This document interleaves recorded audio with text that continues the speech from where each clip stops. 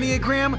I'm your host, Jason Miller, and today we're with my good friend, musician, and worship leader, Josh Edwards. Now, we've known each other for a very long time. Forever, man. 17 years, I think. 17 long, very painful years. Very long, painful years. Now, I also want to let you know that Ben Schrady is also going to be taking questions. So at any point, if you have questions for me or for Josh, please feel free to type them in on Facebook Live. And then when we have them, Ben will ask them and we'll do the best we can to answer them. So Josh, why don't you tell us a little bit about yourself? I'd love to hear you're married, you got kids, you're doing some incredible work. And so why don't you share a little bit about yourself? Yeah, man. So my wife and my 3 kids and I, my wife's named Megan, by the way. Babe, if you're watching, hello. Hope you're doing super today. Anyway, so she's back at home holding down the fort because my kids are not in public school right now. COVID. What? Anyway, whatever. They're doing their thing. And so we live in a little town called Wells, Minnesota. So just like about 20 miles west of Albert Lea. Okay. We are full-time team members with a group called Time to Revive out of Dallas, Texas. So kind of like the umbrella is Time to Revive out of Dallas. Our flavor and our branch is Minnesota. So even though we're in Iowa, we oversee a group of missionaries, team members all throughout the state of Minnesota, and our ministry is called Revive Minnesota. And the whole thing is, man, if we kind of hung our hat on one thing, it's equipping the saints for the return of Christ. That's awesome. You know, the whole thing is just about gospel sharing, yes, making disciples, yes, but learning how to dial into the Holy Spirit, how to hear the voice of God for yourself and for your community. Yeah. Really just, it's kind of a broad thing. But our main bread and butter is equipping cities and individuals to share the gospel, make disciples for the return of Jesus. Now, we actually got connected through a mutual friend, Craig Kessner. Yeah. And Craig, if you're watching, I hope you're doing real snazzy today. And Craig was the pastor at a church that you were at, and you were a worship leader. Mm-hmm. And we actually got connected through music initially. Yeah. In a different life, I was actually a worship leader, and we did a lot of worship stuff together. Yes. And one of the things... Time out. I just got to say this. Some of my favorite songs are Jason Miller songs. Oh, that's very kind. Seriously, this guy's amazing. Yeah. Thank you. I remember, first of all, you're a crazy talented musician. I am. Very, humble as all. You know, I'm very talented. Well, one of the things that I've always appreciated about you is that you have this great ability to elevate other people. Thanks, man. Yeah, and I saw that when you were the worship leader at Lighthouse, which was the church that you were at for years with Craig Kessner. Mm-hmm.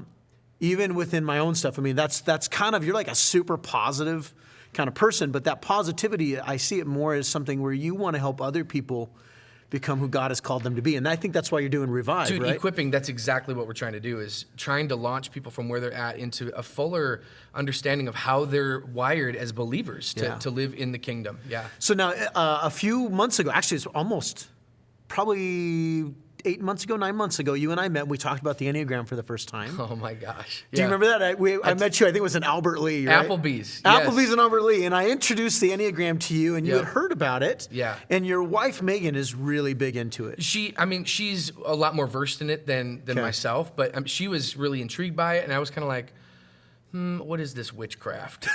By the way, the last person that I had a couple last week was like, I don't do that. I don't do witchcraft, Jason. And it's not, and I won't make the same joke that I say every time about it. But it really does. The reason why I love the Enneagram, well, let me rephrase that. I love Jesus. I like the Enneagram. Yeah. The reason why I like the Enneagram is when you're talking about equipping people, a big part of it is the more you understand yourself, the more you get a sense of where God is calling you to. And a lot of our calling is connected to our personalities. Yeah. And I think sometimes we miss that. And the more you're aware of who you are, the more you can connect with God. There's a book that I actually just gave you, The Gift of Being Yourself by David Benner. Mm-hmm. And I may have talked about this a few weeks ago. But one of the things he says is that if you really want to know God, it starts with you learning about yourself. Yeah. Because God created you. And then if you really want to know yourself, you need to know God. Right. And it's when we were talking a few months ago about it, we were kind of processing through what your number might be, and I was kind of sharing the different stories. And at that point, you thought you might be a 3. But what do you think you are now? I think after kind of dialoguing with my wife a bit, I think I do flow more in the 9. The type 9. Yeah. And I'm just going to give a full disclosure here, Jason. From us meeting at Applebee's months ago, when you first started introducing this to me, I think there was something in my heart, or I don't know what was going on. Something kind of clammed up a bit because I'm like, oh, wait a minute. This isn't like a typical a StrengthsFinders or a Myers-Briggs that, oh, man, this is how awesome you are. Yeah. Like this, honestly, I'm just like, whoa, like I have to know myself. And just to be straight up, dude, I feel like I'm one of the most disconnected from me people on planet Earth. So anyway, I don't know if that tees you up for anything. No, it does. Dude, you just set me up. It's coming, yeah. And so this has been a little intimidating for me because I'm just like, oh, shoot. That means I got to like honestly look at the good, bad, and ugly of Josh Edwards. And that's scary. And that's, it's a little bit, ooh. So this actually helps even understand why you might be what's called the type 9. You're right. The Enneagram and all of them, and I've said this before, and I don't know if I said it to you when we met last time, is the Enneagram is a tool. Just like StrengthsFinders, Myers-Briggs, DISC, the animal tests, whatever they are, they're all great tools. What makes the Enneagram different, in my opinion, is the Enneagram is, I can't tell you what you are.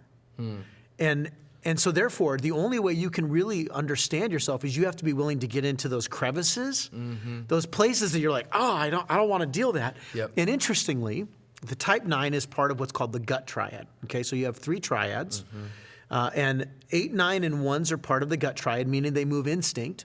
And the core emotion for the gut triad is anger. But the 9 out of all of them is the most repressed and disconnected from themselves. Oh, snap. In fact, all right. So what Settle 9s down will do, now. what 9s will do, because 9s, if you look at the Enneagram, okay, so it's a circle. Yep. And at the top is 9.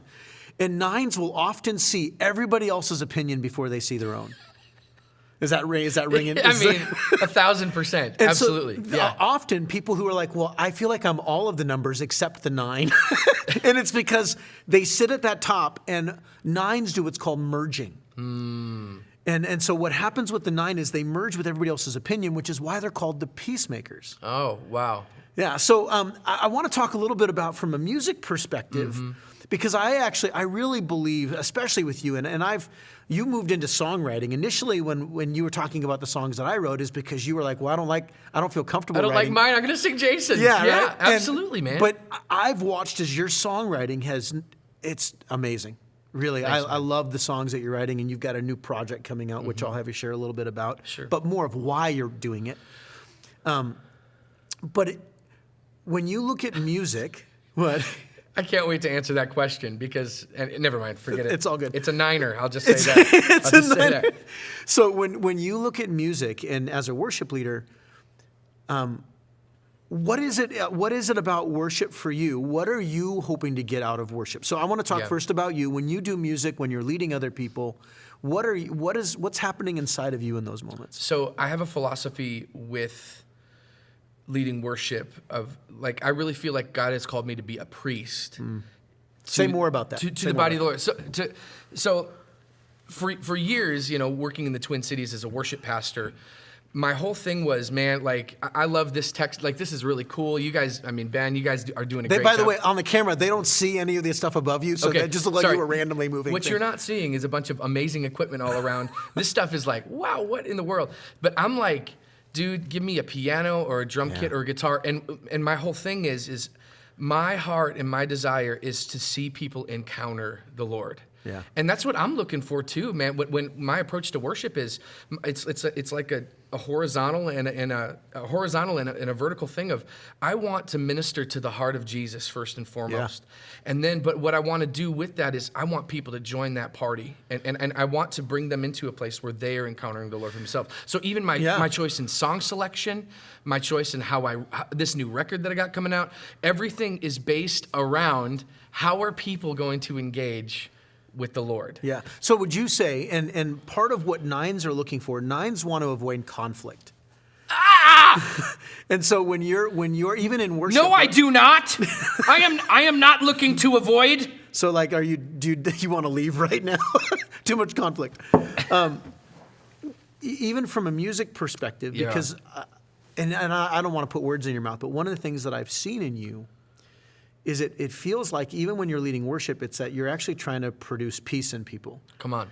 That, and I've heard that in you, and we've talked about that over the years, is that for you, worship is about connection, right? Yes. And so part of the 9, the desire of the 9 is they want to bring peace to their surroundings. Yep. And that's why they're called peacemakers. The danger for the 9, though, is that in that attempt to create peace, they can fall asleep to their own needs and desires. Yeah. And they'll take on the needs and desires of other people. Yep. And from a worship perspective, from a music perspective, I wonder if music has become a way for you to kind of speak your language into other people while still meeting their needs. So you're getting something out of it, but more importantly, it's almost like you're meeting them there. Yep. And does that make sense? Yeah, to a degree. I would say this, and maybe you can kind of help me kind of process through this a little bit. I feel like music for me is actually farther down the line of my priorities and how I'm thinking. Yeah. To me, music is an avenue, but bro, my heart, even with Strength Finders and these other things, I'm a connector. Yeah. And so my heart is, I want to connect people and connect others to Jesus. And so I think if that's how I've been rolling for all these, anyway. Yeah. Music's the vehicle. Music is the tool That's in the right. toolbox. It's just like Enneagram. The Enneagram is a great tool. Yep. My friend Melissa Bazat, who was on a few weeks ago, she talked about it's a modality. It's a transportation in which God brings healing. Yep. Right? Music is just the vehicle in which you want them to encounter God. Music's not the point. Yes. And I think it's powerful. It's a great tool. Yeah. But I feel like in my process, it's always ministry first. How can I serve the people? How can they connect with the Lord? So anyway, so 9s will make great mediators. And so do you almost feel like music becomes that tool of mediation for people? Absolutely. So tell me a little bit about that. Yeah. Okay. For instance, so even when I'm picking songs and stuff, I have a thing called it's called the ledge theory, and it used to be edge, but I added L, and I'm not going to get into the whole thing, but the whole deal is I think about ethnicity, I think about denomination, I think about generation, I think about economic. I added L to make it ledge for land, because from where you're at in the country, or depending on if you grew up in the rural area or urban area, you'll think about music a little bit differently. And worship differently. Absolutely. Yeah. And so, if you're in Wells or if you're in North Minneapolis, the cultural aspect of worship is far different. Yeah. And so when I approach any platform, I'm always thinking about who's in the crowd. Do we have Lutherans here and Catholics and Methodists and Charismatics? Yeah. And how can I sing songs and worship in a way that is engaging to all those kind of things? So this actually fits really well within the personality, because your goal is to bring unity. Yep. And for the 9s, that mediator, that peacemaking, when a 9 is operating and they're operating at their best and the most healthy, they're not trying to create peace for themselves, but for others. Yes. Right? And the danger for all numbers, every type has an issue, because we all have sin, right? We're broken people who need Jesus. Mm-hmm. The brokenness for the 9 is the sin they go to is what's called sloth. Mm. And sometimes that laziness can be physical. So there's actually, I've met 9s I've met 9s that when they're conflict will literally fall asleep. Like they'll just take a nap or fake sleeping because they want to disengage from the Is that what you? They'll disengage from conflict, right? Yes. But they also, it's not always that they're lazy, because 9s can be some of the most productive and hardworking people. Yeah. It's more that they fall asleep to themselves. Yeah. And that's part of the reason why I wanted to bring you on, is that when we talked back in November of last year, whenever that was, originally you thought you were the 3 because 3s like to perform. There's that achievement side. Mm-hmm. And listening to your language, I would agree. I think the 9 makes a lot of sense for you. Yeah. So let me ask this: what gives you energy? And I'm not just music, but what gives you energy as a whole? And let's think about it from the perspective of a 9. Yeah. What are the things that for you fuel you? So when I'm hearing you say that, I automatically think extrovert versus introvert. Yep, but don't go there. That's not what I'm talking about. I will say, in that vein, I am thoroughly energized by people, by being around a crowd. Yeah. Which is so bizarre, because in this season, the Lord is beginning to, I felt the Lord speak to my heart the other day. He said, "Josh, are you willing to give me the crowd? Are you willing to trade in the crowd? Because I have a crown for you." Wow. and it's just you and me. It has nothing to do with the people around you. And I'm like, Jesus, what are you talking about? I'm a priest. I'm the priest. I like to, I'm the people guy. But I'm telling you, man, that gives me energy being around the crowd. But I'm finding that the older I get, it's the more exhausting it is. Because I'll tell you why. Because I feel like I'm starting to feel my own opinions, and I feel like that's why I end up shutting myself down, because I'm like, oh wait, no, I'm not supposed to have my own thing. I'm supposed to support everybody else's thing, and then I just shut down inside. And my wife's like, what's going on? Like, what's your problem? So the language in the Enneagram for that is merging. Yeah. And absolutely. it literally, you merge with other people. And we're going to talk. We've talked a lot about subtypes on the Everyday Enneagram, and what the subtype is. Okay, so you have your type. You have the main archetype, which would be a 9. But we could have 29s up here, and they're all going to look different. And the reason is they're subtypes. The subtype is the unconscious motivation. And it's what drives you, and you don't even realize you're driving it. And so there's 3 subtypes that all have. Self-preservation, social, or one-to-one, or what they call sexual. Some people don't like the language of sexual because of connotations, but it means more of like intimate energy, if that makes sense. So let me tell you, I want to describe 3 subtypes to you, and you are all 3, but you have one that's at the top, one that's in the middle, and then one that's super repressed, okay? So self-preservation is sometimes called the appetite, and what they merge with is experiences, and so these are the ones that when they're stressed or if they're falling asleep to themselves, they're the ones who check out through food, or I'm going to go watch a movie.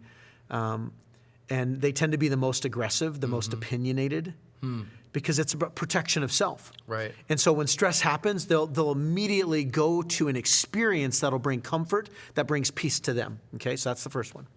The second one... Which I totally don't struggle with.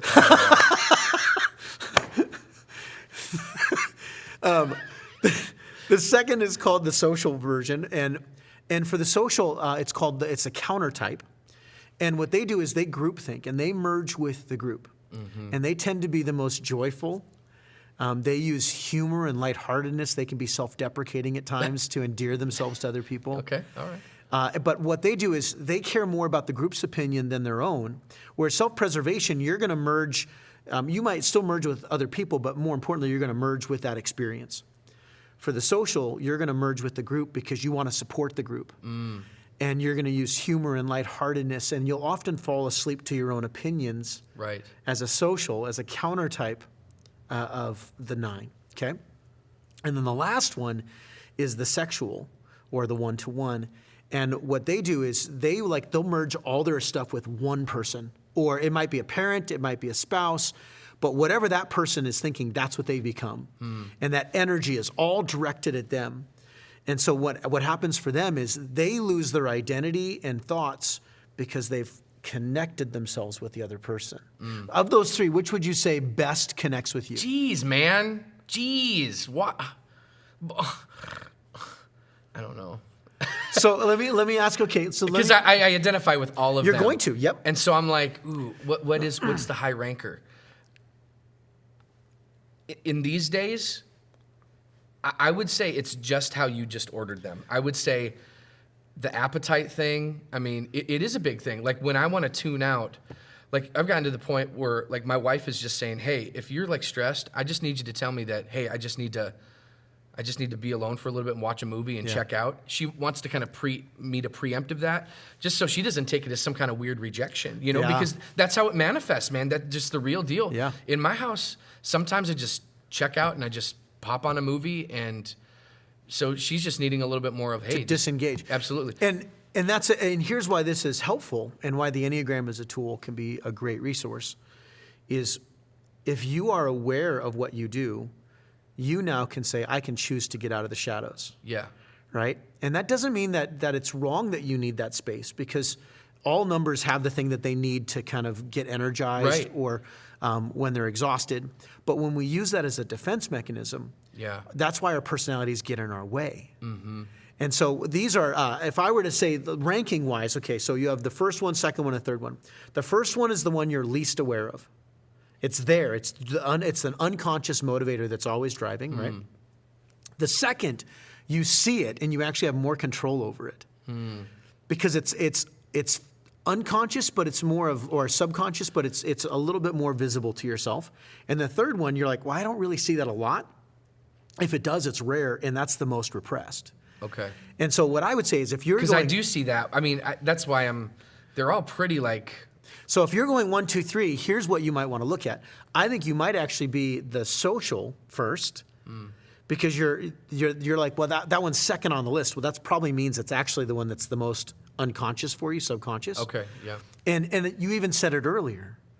Even when you pick music, who are you thinking about? You're thinking about the group and what they need and their opinions rather than your own. But the fact that you're aware of, hey, I go to this, means that your self-preservation is probably second. Yeah.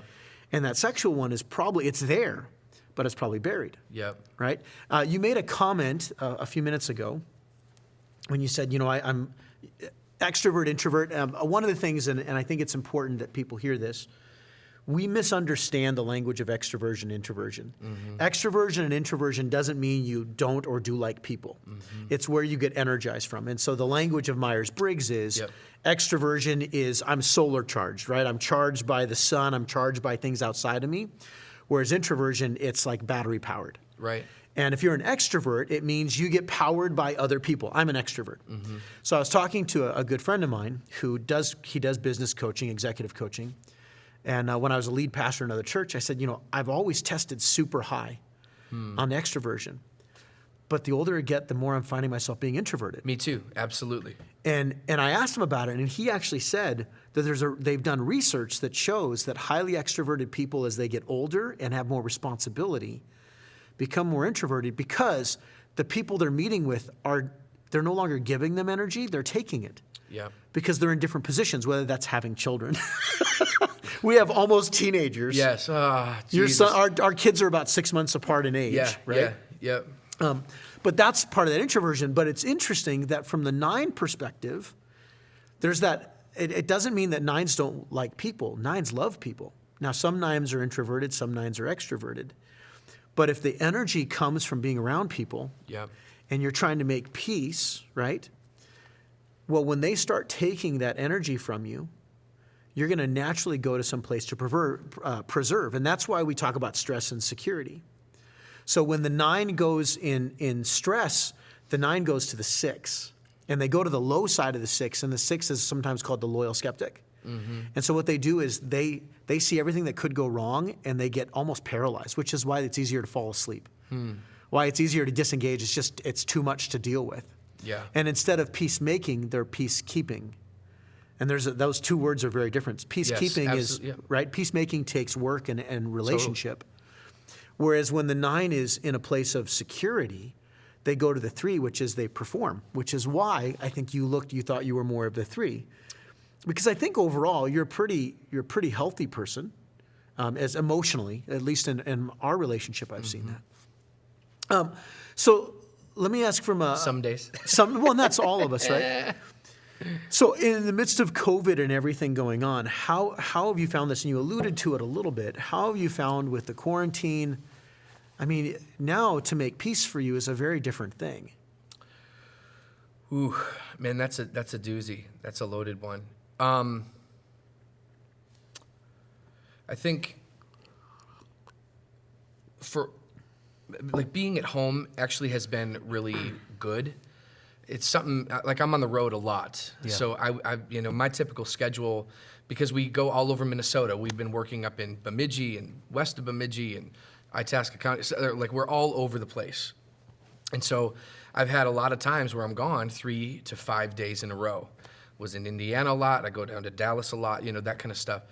And so being at home, I feel like I do feel a little bit more recharged and rejuvenated. Number one, just being with my kids and my wife is great. I miss them. Yeah. Life on the road kind of stinks sometimes like that. With that, what I'm having a problem with, man, is am I making a kingdom impact? Yeah. I think this is one of the things that the Lord is saying to me of just, dude, do you have to have the crowd? And for me, I feel like if I'm really having a kingdom impact, it has to be I'm working with 100 people or 250 people or 1,000 people, because that's just been the MO for the last 4 or 5 years. Yeah. Just the crowd. Instead of the more onesie, twosie, You know, I'm ministering to this person, or I'm equipping this one individual. I felt like my kingdom impact has really gone way down.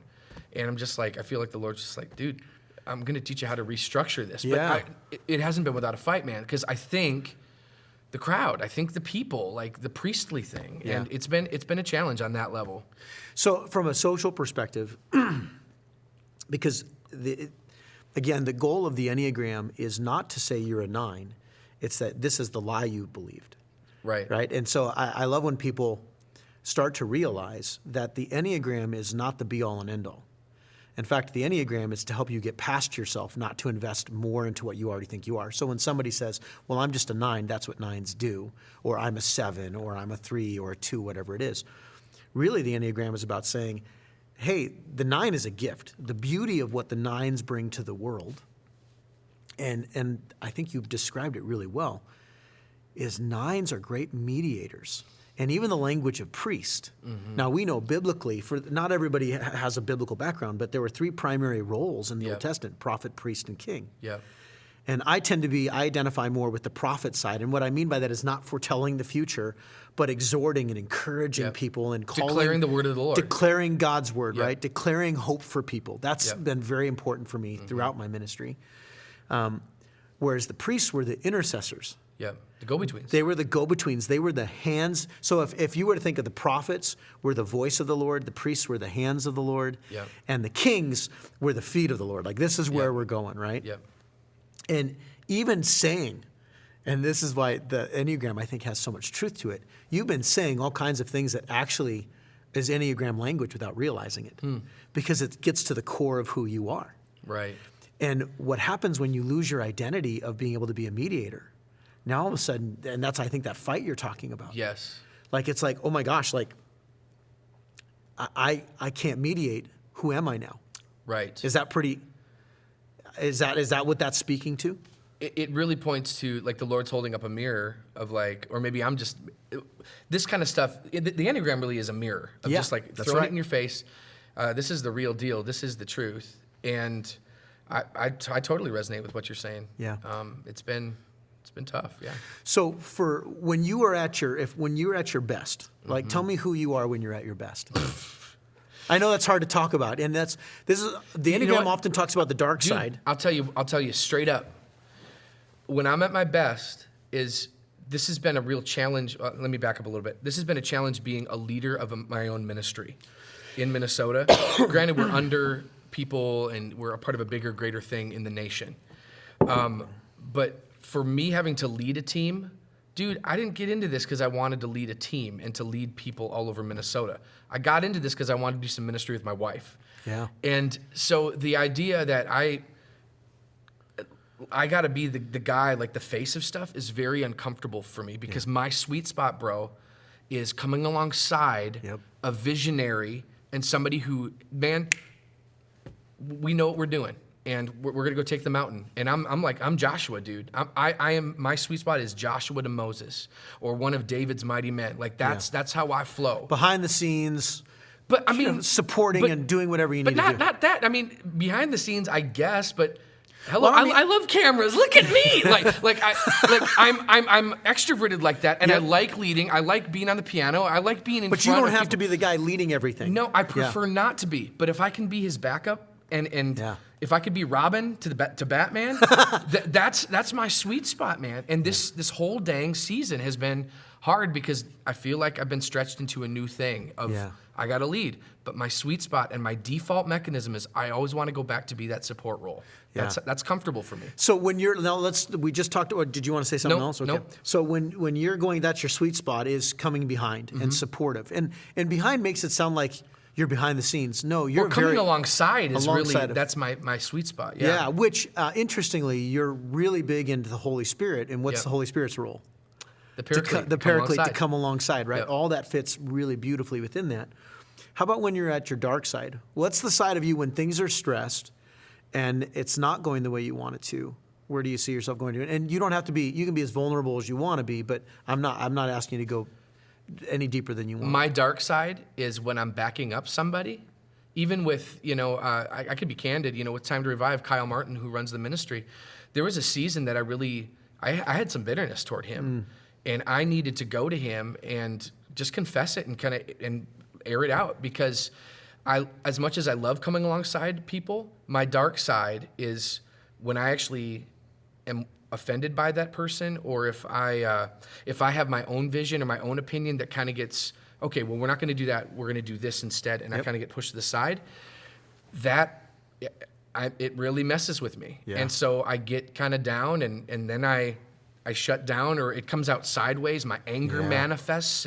So there's the anger part. Yep. And nines traditionally will bury that anger because it's not okay to be angry, right? There's no anger. That's the repression side. Yep. Sorry, can I add something? Yeah, please. Yeah, please. I was a suicidal 13-year-old coming from a broken home. Mom and dad divorced when I was 6. I feel like all that kind of stuff, even though like I am more of a whole person, and I feel like the Lord has done a lot of work with that, dude, it still manifests sometimes. The anger comes out not as I'm freaking out, but it comes out, I get really down and I get really depressed. Yeah. And so it still kind of pops up that way a little bit. So anyway. and nines can move, especially the 1-to-1 9. They can actually go into the type 4, which is sometimes called the individualist, get melancholy. Mm-hmm. But because that's, like you said, it doesn't happen very often, that's probably the repressed number, but it still can be there. When you talk about when you're, it almost sounds more of like when I'm not valued for what I'm bringing, which that sounds very similar to the 2. There's a 2s are called the helper or the giver. Mm-hmm. And the subtype, the social 9, can sometimes look like the 2 because they're like, hey, I'm here to support you. Why aren't you letting me support you? Or why are you squishing down what I'm trying to help with? And that's where the bitterness comes in, which fits very well. But the anger, and I've used this illustration before. The best way I describe 9s, picture a volcano, right? 8, 9s, and 1s are all part of the anger triad. That's that gut triad. And if you had a volcano, you have, let's say there's 3 types of volcanoes. You have the 8, which is always just flowing lava. It's always flowing. It's not blowing up. It's just everybody knows it's active. Okay. Right? The anger's there. Yep. The 1 is they bury it, but like steam's coming. And when it happens, it's like, oh, we saw it coming. The 9s are like, that's a volcano until it erupts, and it's a super volcano. And because everybody just thought it was like a mountain, right? They had no idea that there was anger there. And then all of a sudden something happens, and it's because they've repressed for so long. And when that thing presses into their identity, boom, eruption. Wow. And when the eruption happens, people are like, where did that come from? And it can be scary. Hey, it looks like we actually have a couple questions. Ben, what questions we got? Well, our first question comes from Benjamin. Not me, from Benjamin. I'm like, you could just ask us yourself, man. What book or study would you recommend for a church to use as a Bible study? And does the Enneagram overlap well with biblical concepts? Yeah, I'll let you take that, Josh. No, I'm joking. The guy who's still learning it. And by the way, I'm still learning it. There's a book called the Bible. There's a book called the Bible. Read that. Okay, so here's what I would encourage for churches that are looking. The Enneagram is not a Christian thing. Christians have been using it for centuries. There's evidence that the Enneagram was influenced in the Desert Fathers. So, I mean, we're talking 1700, 1800 years ago. Yeah. But it's been used by Buddhists, Muslims. If you go online, you're going to find things that you're like, this seems New Age, because it's a tool. Mm-hmm. But it works really well within the Bible because what ended up happening is they overlaid the Enneagram with the sins and fixations of Scripture. So the 7 deadly sins, and they do +2, right? And so each type fixates to a different sin. And so, yes, it overlays, but if you're like, can I find the Enneagram in the Bible? No. You're not going to see anywhere where it writes down Enneagram. Will you see the things that are present in the Enneagram in Scripture? Absolutely. And there's a phenomenal book by Marilyn Vancil, and I've recommended this before. She wrote a book called Self to Lose, Self to Find. Actually, I think I handed you one. Here, I'll show you the book right here. That's Self to Lose, Self to Find from Marilyn Vancil. She actually uses the biblical perspective to talk about the Enneagram. And The Road Back to You by Ian Morgan Cron, also a great book, but he doesn't really get into the biblical side because he's trying to reach a much broader audience. She purposefully brings everything within the context of Scripture. And one of the things that she talks about is that when Jesus says that we're supposed to die to ourself, the self that he's referring to is the lie. It's that she talks about a seed covering, and she'll say, okay, and we live in Iowa, he lives in Minnesota. We have lots of farmers, so farmers will understand this if they raise crop. On the seed, you have the outer shell, and the outer shell is there to protect what's inside. Well, that outer shell is your personality. Your personality is not actually who you are. And so when Jesus talks about denying yourself, it's specifically saying, hey, here's this gift that God gave you, because your personality is a gift. That desire to make peace, that's from God. So when there's no sin involved, if we were pre-sin, the fall, right? Adam and Eve still had personalities. But those personalities didn't have anything there were no shadow sides, no dark sides. Jesus came to set us free from our personality lies. So that we can become the fullness of who we are. So now instead of saying I'm a 7, no, I have access to all of them, but now I know what my core motivation is and the fear and the sin that goes with it. Totally. So for the 9, an example, the 9 is sloth. And it's not always physical laziness, though it can be. It's more of emotional laziness. It's laziness to self and to your own needs. Well, what's the positive? Because just as you have sin, you also have the fruit of the Spirit. Right. And the fruit of the Spirit, where the 9 connects to, is peace. Because when peace is done well, it's done through action. And for you, I think this is part of when you were talking about, because you haven't been able to do these things, you're missing the action. And that's when you feel healthy is when you're creating peace. Right. And when you can't do it, it presses and it probably brings up stuff of like, this goes contra to what I feel like I'm here for. Yep. Right? Right. So this would be the book I'd recommend, Self-Delusion, Self-Defined by Marilyn Vancil. I doubt she's watching, but if she is, thank you. This is an amazing resource. And it'd be a great book for a church to go through. So when you are talking about this whole process of wanting to create peace, environments of peace, you have a new album. You're working on one right now. And it was when you first told me, I'm like, what? So tell me a little bit about this. And then I actually want to hear why you did it, because I think it's actually connected to your personality. I think there's some things, part of what God is trying to do. So tell us a little bit about what you're doing right now. So in the same vein as coming alongside of somebody. So what we did with, over the last 2 years, we've done a discipleship school. It's web-based. It's called reviveschool.org. If you want to check that out, reviveschool.org. It's pretty cool. But for 2 years, man, it was birthed out of this thing of walking alongside of some Amish gentlemen that really got lit up with the gospel back in 2015 in Indiana. And we just wanted to pour into men, just like Paul did in Acts 19 kind of thing in Ephesus, right? Yep. And so this 2-year process began. We walked through the Bible 2 years with these guys. The last month, which was December of 2019, we taught and worshiped and sang through the book of Revelation just to end the 2 years. We taught it live. We worshiped live in Indiana. And so that November before December of last year, Kyle Martin, the director, global guy of Time to Revive, he just said, man, we're going to be going through Revelation. Would you consider writing a song for each chapter in Revelation, 22 chapters? What was so cool is my heart was already drawn toward that idea, and I was like, man, should I do this?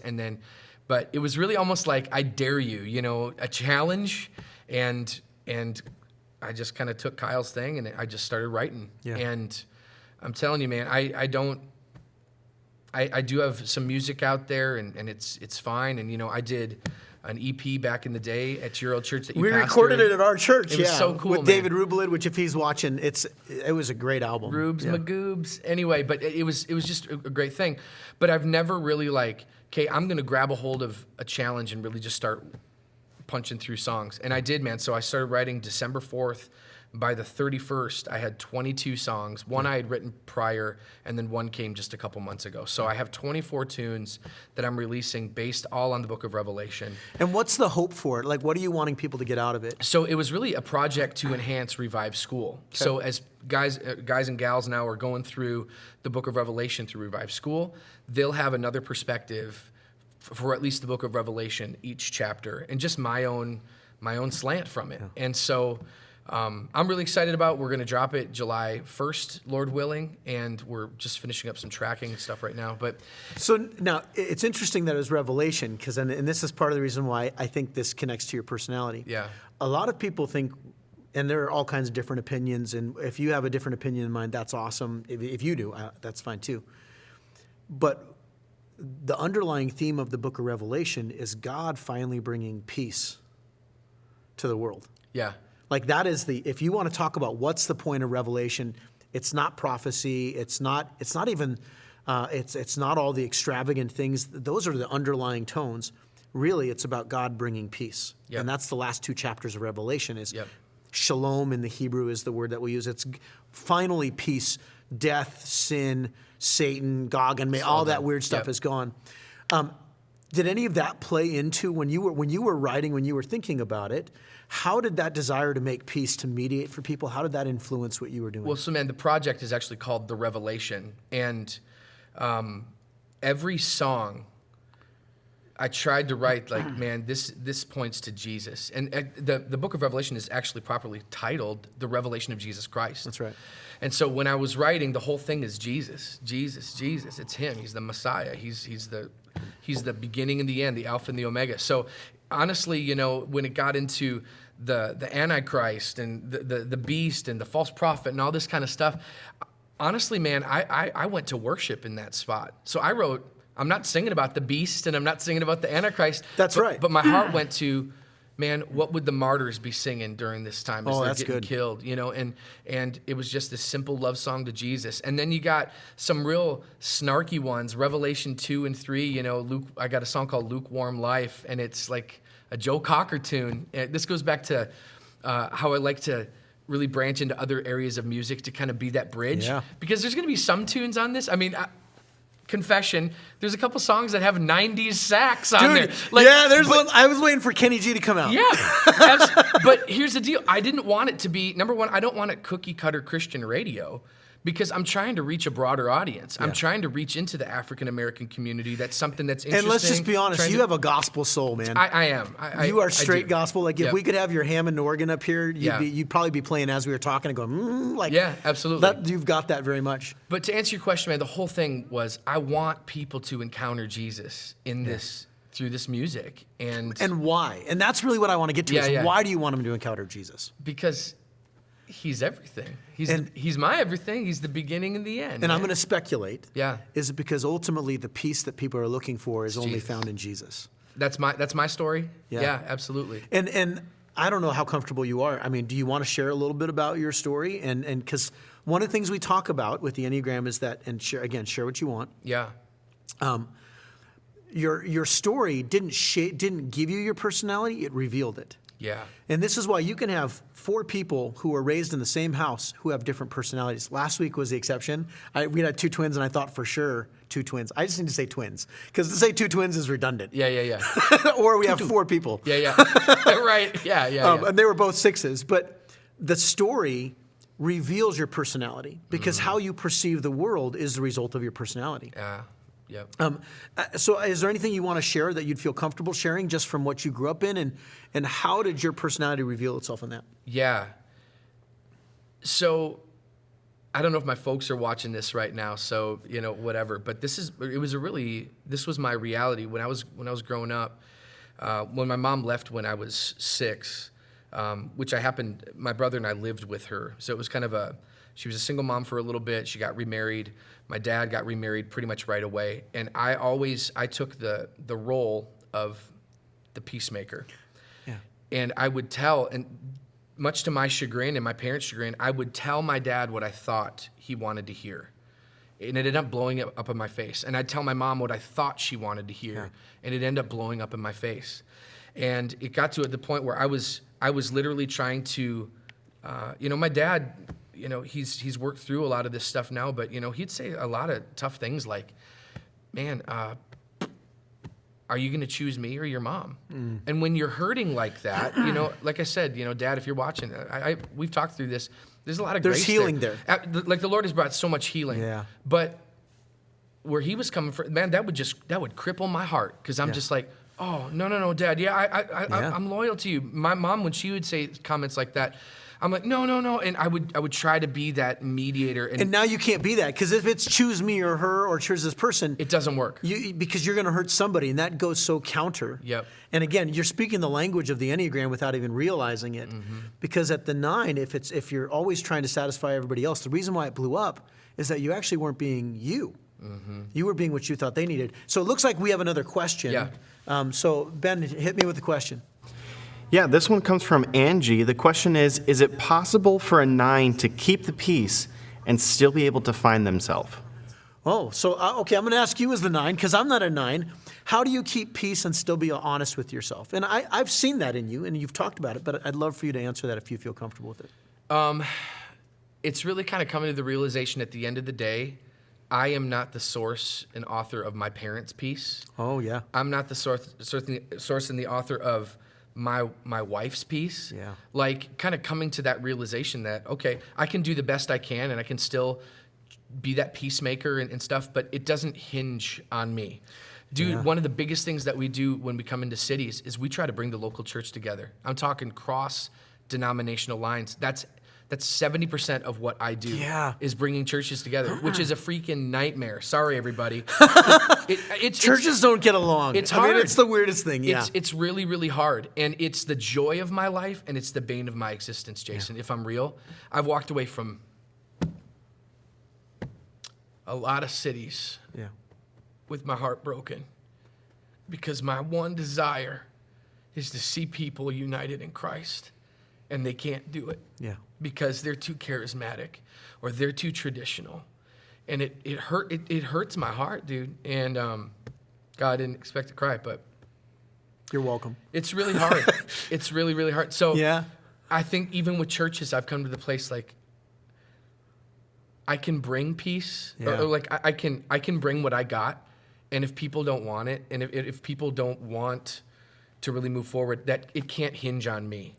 And so, to answer the question, Angie, I don't know. I don't have that figured out yet, but I do know, like, you can be you and to bring what you got, but at the end of the day, it doesn't hinge on you, and it's a constant. I have to release it to Jesus. Even when you were talking about it, when you look at the Enneagram, the 9 is at the top, and it acts like a hinge, right? And absolutely. And the if a 9 wants to move into health. And that's really the goal of all numbers or all types of personalities. We want to be the healthiest person. And first and foremost, this is why we need Jesus and the gospel. The Enneagram is a great tool to point you to the dark side, but it's only the gospel that can actually rescue from it. Right. And there's freedom, because if you're taking on that position of it's my responsibility to keep the peace, you've now put yourself in the position of Jesus. Yes. Right? And that's not your job. It's not my role. He's the high priest. He's the high priest. He's the prophet, priest, and king, all rolled into one, right? He is the Word become flesh. And when a 9, 9's like, so for instance, if you ask a 9, where do you want to go to eat? They're like, I don't care. Where do you want to go? And the reason is because, again, well, it's not about my needs. It's about your needs. It's about I don't have an opinion because your opinion, it matters. And when a 9 is able to get in touch with I like it all. Or that's true. That's a different thing, right?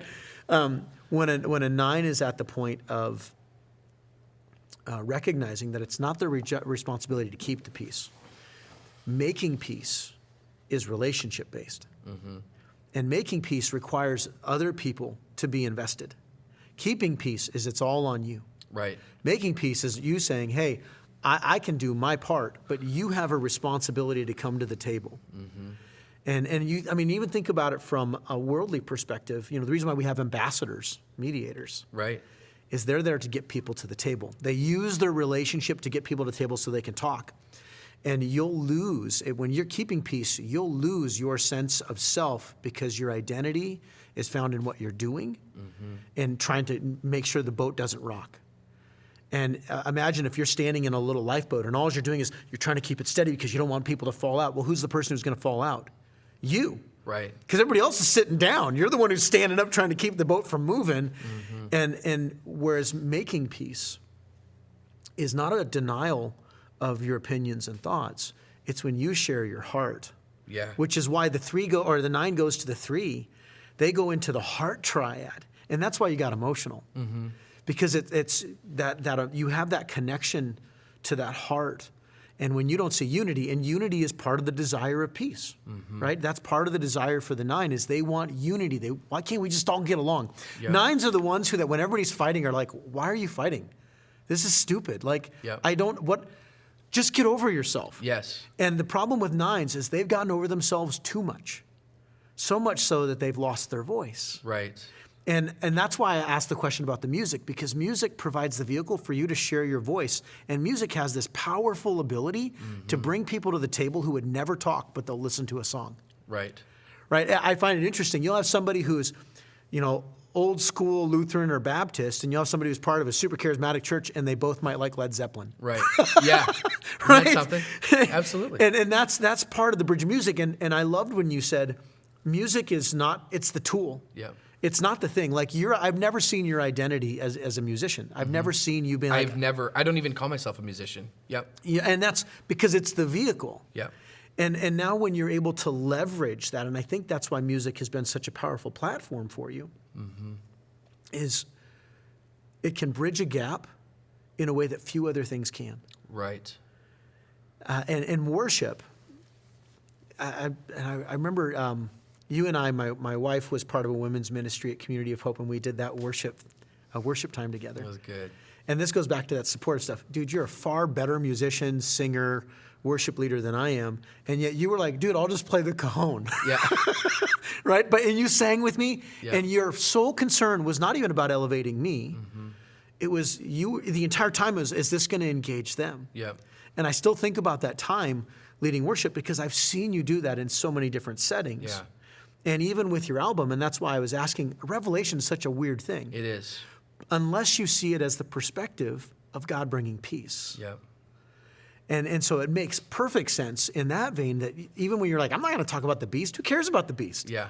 Who cares about the Antichrist? We need to be focusing on is Let's exalt Jesus. What are the saints doing in this? Because they're worshiping Jesus. Where are they in all of this? Yeah. So I want to ask you 2 final questions. Yeah. And then we're going to close here. So the first one is, as you're thinking through the Enneagram, how has this helped you understand yourself more? Man, it's one of these things where I've known that I'm a 9, but haven't really unpacked it, haven't made the time, or maybe even had the courage to kind of unpack it because, I kind of like me. Or maybe I don't because I don't like my voice or I don't like my opinion. But I think just kind of knowing how I'm wired, especially the sloth thing, that's really ministering to my heart of just like, man. I always think of Sloth from Goonies. Hey, baby, Ruth. That's every time I hear Sloth, that's what I think of. But the sloth thing. So say more about that. Sorry. Yeah, I'm sorry. I'm stuck on him now. Thanks, jerk. You're welcome. But no, I do tend to go that direction. Like when I crash, I crash hard, and when I do physically, I get lazy sometimes. Yeah. And I just need to know, I think it'll be cool just to kind of process this more of just like, okay, am I crashing right now because I need to shut off for a little bit and it's okay for me to do that? Or am I trying to escape and I'm trying to hide? And there's a real fine line for me, man. And so just asking the Holy Spirit to reveal that to me more, I think is going to be a big thing coming up here. Yeah. But I don't know, man. This is really, really, really good. I'm excited for these books to get into that. And, one of the core lies I believe, man, that I still battle is that I'm not worthy. I'm not worthy to be understood. I'm not worthy to receive love. I'm not worthy to receive ministry. Yeah. And I think of just like, the Lord is really kind of holding up this mirror to me because he's saying, I'm not here to point out the problem. I'm here to set you free. And so I just think I'm going to be more dialed into that. And so I don't know, man, I'm excited to study more. And this is a journey. You're beginning the journey. Yeah. And that's why, and you said it earlier, why some people don't like the Enneagram, because it actually requires reflection. Yeah. And it does take courage. Yeah. Soul searching. Yeah. The most courageous journey for most people is the one inside. Yeah. Right. It's super easy for me to judge other people. It's a whole other thing to look at that mirror and get in touch with the dark sides of me. Yep. So the last question I want to ask is, and again, you're still figuring out your Enneagram, but as a type of 9, because all 9s are different, what is something you would tell somebody to encourage them? What would help them to better understand you as a 9? So somebody who's looking peace, what's something that other people could know that would help them to better understand Josh Edwards as a 9? Yeah, I think it's obvious if you're watching this, but I do put a high premium on unity, on harmony, on those kind of things. One thing to know about me is I do avoid conflict like the plague. I equate conflict as there is no peace. And that doesn't necessarily mean that. Like, you can be in conflict and have a dissenting viewpoint and still walk away holding hands and peaceful. That's something that I need to work on and figure out for me. Yeah. But that's a little bit into me. I hate conflict, but this is forcing me to have an opinion about things. What would be helpful for a 9 and for those who are working with 9s or who are married to a 9 is allowing 9s the space to say, hey, I disagree with you. But sometimes we have to pull that out of 9s. Yes. Tell me your thought. Absolutely. I don't have one. My wife's always doing that for me. Yeah. You do have a thought. No, you don't. Do you know what your wife's number is? What her type is? Shoot. She knows. I don't know. I forgot. Okay, that's fine. I want to say a 6. A 6, okay. I So think. 6 is one of the most common numbers. There's some people think that there are more 6s in the world than any other type.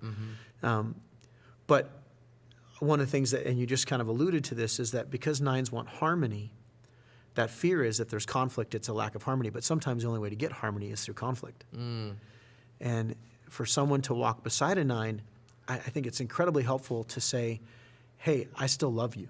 Yeah. And again, talking about parents that get divorced, what did that conflict lead to?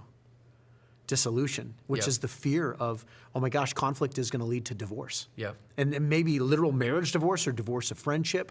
Yeah. And so that's why 9s always feel that responsibility. And so I think it's helpful for those who are in relationship with 9s to know that the underlying fear of the 9 is, am I going to lose this friendship? Yes. Is this going to cause dissolution? Is this going to cause disunity? Is there going to be a cut and severed separation? Yeah. And so churches, I mean, it's in every aspect of my life. Yeah. Church ministry, my own marriage, my kids. Yeah. It's a major deal. Yeah, it's a major fear. And sadly, imagine somebody who never shares their opinion in their marriage, never is honest with themselves, and the person who's getting the most bitter is not them, it's the spouse, because the spouse is saying, just open up. Yeah. And then they actually become self-fulfilling prophets. Yeah. They're like, well, I just did what you want, and that person's saying, but that's not what I wanted. I didn't want you to be me. I wanted you to be you. And so when you're talking about being more aware, even from the shutting down part, now you know. That's, again, it's exposing into the light. Yeah. Sometimes it's okay to shut down. Like if you're tired because you've given a lot, go read a comic book, watch a movie, take a nap, whatever you want to do. But if you're doing that because you don't want to deal with the conflict, and for us on the other side of the 9, I think it's important we give the reassurance that we're not leaving, that the conflict is not the end. It's how we actually get to that true peace. That's really good, man. And even Jesus, I mean, think about the times that Jesus had conflict. Jesus had conflict, but it was never just for the sake of conflict's sake. Even the Beatitudes, blessed are the peacemakers.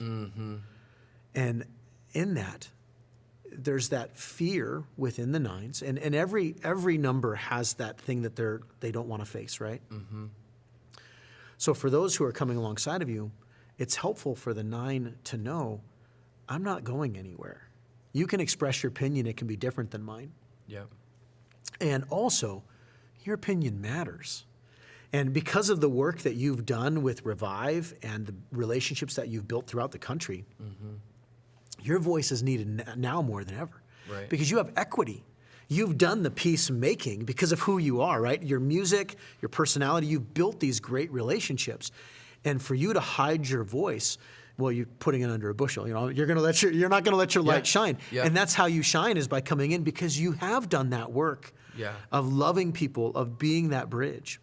Well, Josh, man, thank you so much for coming. I love seeing you. I just love you so much, and I'm so grateful for our friendship over the years. Me too. guys, I would encourage, again, his stuff's not on Spotify. You got to figure that thing out. But it will be. It'll okay, be, good. So if you get a chance, check out his stuff. Really phenomenal stuff. Your first album was... So that's on YouTube right now. Okay, and it's just Josh. Josh Edwards Worship is my YouTube page. And here, my EP that I did years ago, which is a Jason song. If you want to hear some of that good music, go check that out. And with my little twist on it. So it's all on YouTube for free. I think it's on iTunes as well. Josh Edwards Worship here. Yeah. Brother, thank you so much. Hey, thank you so much for tuning in. If you found this helpful or engaging, please share it on Facebook. Also, we have the Everyday Enneagram podcast. I'd love if you would like and comment on that and share it with others. Get the word out. Thank you so much for tuning in, and I hope you have a great day.